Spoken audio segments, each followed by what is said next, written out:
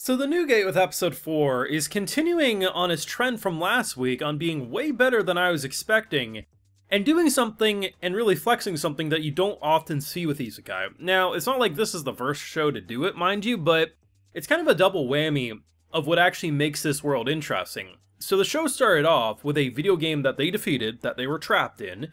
Dude couldn't log out, got teleported 500 years into the future of the game. The thing is now the game is real. It's not simply just real people trapped in a video game that feels realistic. Like, as they literally expressed with Shni in this episode, the way she describes it being like almost before the whole time skip happens, or at least before they cleared the game, it was almost like things were happening. It was like watching a movie, or, you know, it was kind of like a hazy thing, but once it was cleared, she kind of woke up, and now she is no longer an NPC, she's actually a real person. And the idea that they seemingly knew about the idea of players in terms of his party that was helping him, and they totally knew that once it was all done that they would most likely cease to exist.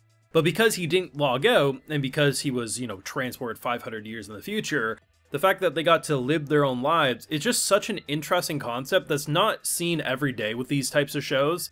Often it is just, oh, they've always been alive, or this or that, but it's so interesting the direction they went. Add in an MC who isn't afraid to say that, yes, if given them the opportunity, I will leave, which who knows if that would still make it so they wouldn't exist anymore. It's just, I'm surprised by how decent and solid and the kind of deviations they're taking with a formula that we've seen before, yet it's honestly just very entertaining. Of course, I have full live reactions to the new gate over on my Patreon. If you want to see my full and good thoughts to this latest episode, or any of these episodes, it's going to be over there if you're interested. So, we get the reunion. It was wholesome. It was cute. It was sweet. But they also kind of surprised me. Our little pet can talk now. Apparently there was still a little bit of corruption left in the poor boy.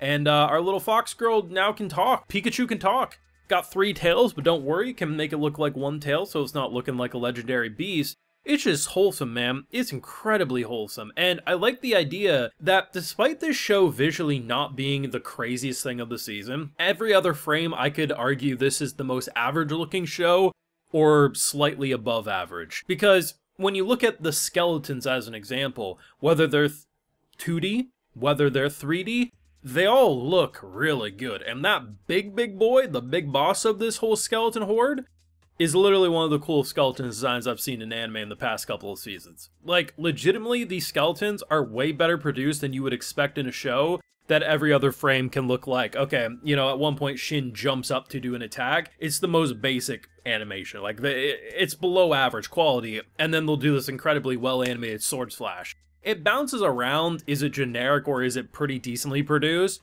But honestly, it's a coin toss on what you're gonna say. The biggest thing is they actually avoid having the most generic 3D mess for a horde of skeletons. Like, I've seen some 3D skeleton hordes, but like, it's not like it's so distracting that you're like, oh god, just please cut these fools down. Like, I don't know, man. It looks pretty solid and way better than you would expect, and then other times you're like, wait a second, this show doesn't look like it's anything impressive. But I think it's kind of the show in a nutshell. It's like, you kind of know what to expect. You know it's just gonna be a fun watch. But then they do sneak in some things that if you've seen enough of these types of shows, it's like, okay, you didn't quite go the direction I thought. Shin is a character, right? So it's not like he's the first Isekai character to say, I want to go home. It's not a common thing, mind you. It's very rare in a lot of ways. But I like the idea that, well, sure, if he was here for another 50 years, would he actually go home given the opportunity? Probably not, because at that point, well, he's lived a full life in that world. But the idea that he's like, no, I do want to go home. The entire purpose of our thing was we cleared the game. I was going to log out. I can't log out. Now I have to go round 2. Could things change? Sure, but I can respect the guy for not sacrificing his beliefs just because his pretty elf waifu NPC turned real might get sad. He's like, I don't want to make you upset, but, you know, I got to do this. And she immediately is like, I recognize that. But the best part is honestly just the concept of the NPCs turn real, because it's not like this is the first time either, but it's a big difference with how they're exploring, like, hey, like, we kind of understood, and we understood that we weren't actually real, but it was interesting to see the difference of once everyone logged out.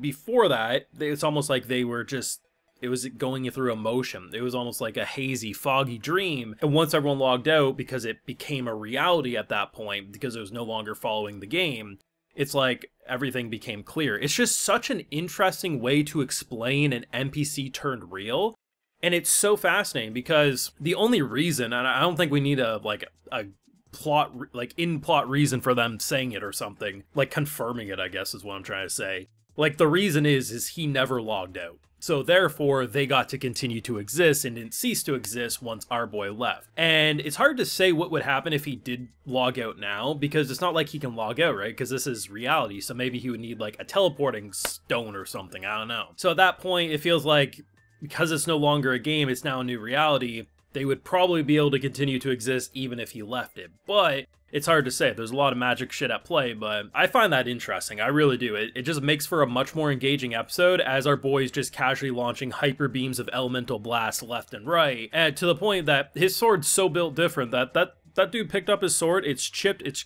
and he's still slashing through the earth. Our boy's getting exposed very soon. As much as he's trying to hide his like legendary Pikachu from the general public, his entire persona is built different. Will's literally running for the hills like Sonic the Hedgehog and sees someone coming down, he's like, okay, I'm ready, and then it's just him. That poor girl passed out like 3 or 4 times in this episode as she was leveling up, and it was fantastic. I don't know, the New Gate episode 1 and 2 was just like good junk food. It was fun. It's something that you didn't have to watch, but if you liked the video game style isekais, it was a fun watch. Episode 3 was much better than you were expecting, like, at least that's how I felt. And then seeing what they did with these two's relationship and how it's like, him not afraid to say, I do want to go home, and her explanation of how she became a real person, basically, or like the difference of how she felt prior to the game being defeated and after. It makes it interesting. Like, this isn't the type of show that's going to turn an isekai hater into a fan. Absolutely not. But I think this is the perfect type of show for those of us who either, if you're isekai trash like me, you're going to probably enjoy a show like this no matter what. But it also can hit that sweet spot of like, okay, I don't need every isekai to be a masterpiece, but as long as they're not just a carbon copy and paste of what we've seen before, I'm willing to give it a shot. And even though the production isn't anything usually to write home about, I do think they're doing enough with the actual characters that it does make it interesting, but I could be mistaken. I don't know. I'm surprisingly liking this one. First 2 episodes, pretty fun. That's like my opinion of them.